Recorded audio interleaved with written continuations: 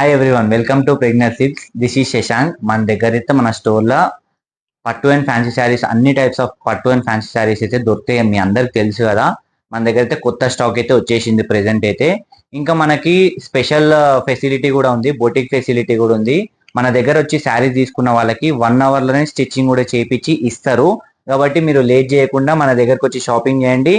మీరు బయట ఎక్కడనో స్టిచ్చింగ్ చేయించుకునే బదులు ఇదైతే మన బొటిక్ స్టోర్. ఒకసారి చూపిస్తాను.